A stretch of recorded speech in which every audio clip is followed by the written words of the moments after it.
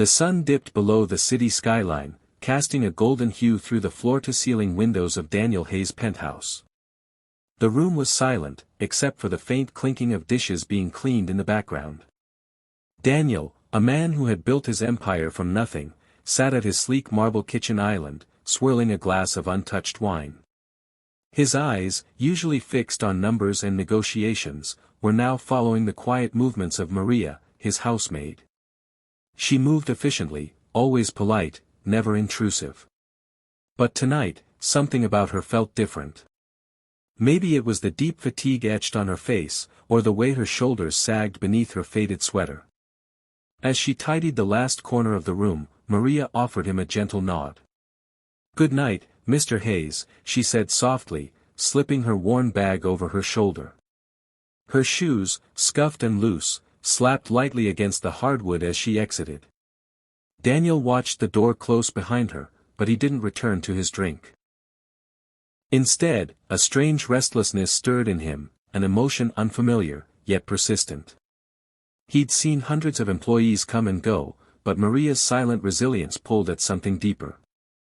On impulse, he grabbed his coat and keys. He didn't quite know why, but he needed to see where she went. It wasn't about distrust, it was something else entirely. A quiet question echoing in his mind: what life does she return to when she leaves this world of glass and steel? Daniel trailed Maria at a distance, his expensive shoes oddly out of place on the cracked sidewalks below his high-rise sanctuary. The city looked different from this level, grittier, louder, more real. He kept his distance, careful not to be seen, weaving through the evening crowd as Maria moved with quiet purpose. She didn't head toward a bus stop or hail a cab. Instead, she walked. Block after block. Finally, she paused at a small food stall on the corner of a dimly lit street. Daniel watched as she pulled out a simple paper bag, her dinner, he assumed, and handed it over to an elderly man huddled beneath a blanket. He gave her a toothless smile. She touched his shoulder gently, whispered something, and moved on. Curiosity now fully sparked, Daniel followed her farther, into a neighborhood he had never set foot in.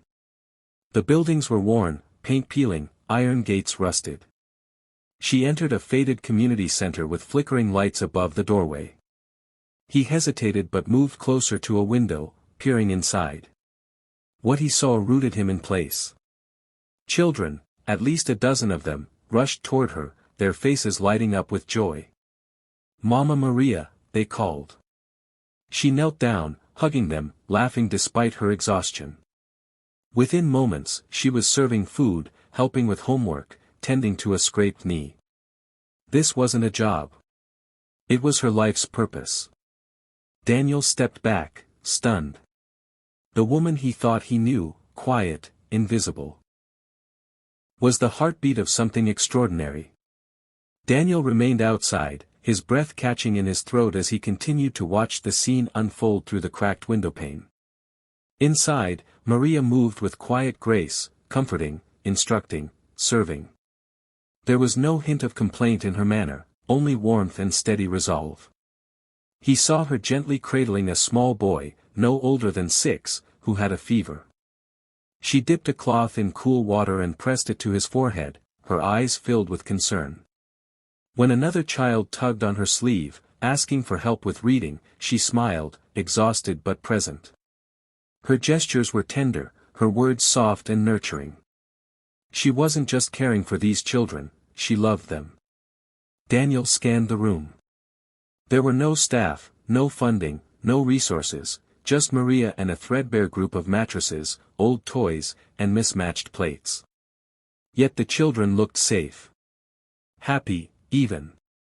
This wasn't just a shelter. It was a sanctuary. One woman's mission to protect the forgotten.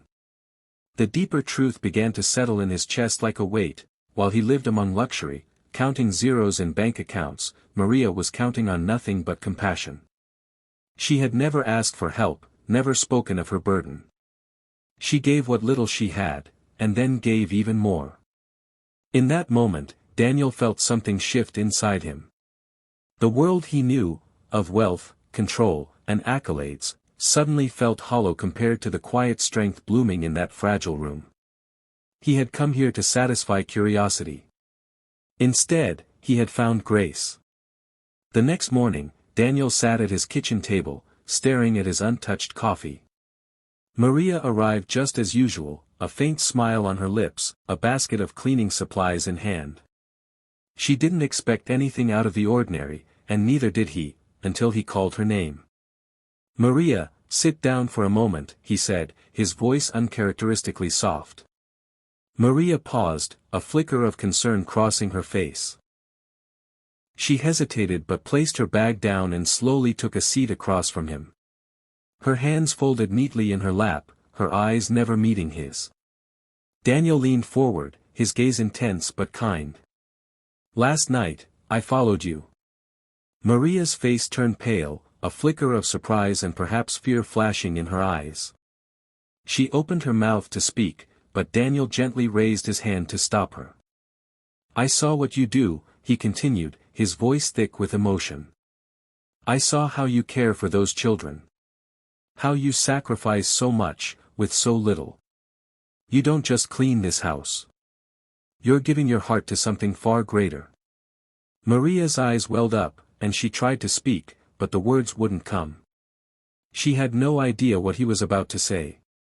Daniel took a deep breath, then slid a thick folder across the table toward her. "I want to help. I don't know how to do this, but I know you do. I'm offering you this," he said, tapping the folder. "Property. Funding. A partnership. To build a foundation, a proper shelter, a real home for those children. Whatever you need to make sure this can grow. You don't have to do it alone anymore." Maria looked at him, her hands trembling as she reached for the folder. She looked up at him, eyes wide with disbelief. "Why?" she whispered, barely able to keep her voice steady. Daniel smiled gently. "Because the world needs more people like you, Maria. And I almost missed it." Her breath caught in her throat, her eyes brimming with tears. It wasn't just the money or the opportunity, it was the recognition of her worth, the validation that she wasn't invisible after all. That she mattered. For the first time in a long while, she felt seen. 1 year later, the once-forgotten neighborhood buzzed with life and laughter. Where there had once been a crumbling building now stood a bright, welcoming center painted in warm colors, with children's handprints decorating the entrance. The new sign read, "The Maria Hope Center." Inside, children ran through the halls, giggling, holding books, art supplies, and warm meals. Volunteers moved between classrooms and play areas, but at the heart of it all was Maria, no longer just a maid, but a leader, a founder, a mother to many. She walked the halls with the same humble grace, but now her tired eyes had been replaced by a light that hadn't been there before, hope. Daniel stood near the doorway, watching it all unfold with quiet pride.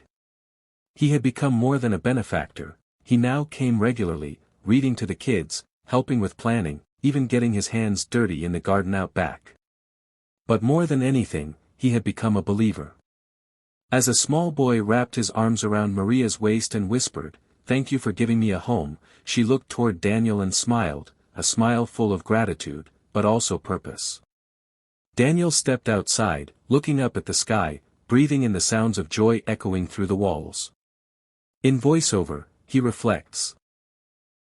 "All my life, I measured success in millions, but it took following someone with nothing to realize what truly makes you rich. Compassion changes everything." And with that, the story ends, not with riches, but with something far greater, humanity.